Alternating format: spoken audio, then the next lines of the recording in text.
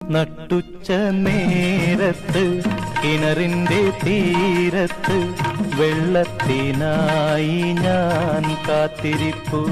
നാരി ഒരു പാത്രം ദാഹജലം നീ എനിക്കു നൽകൂ.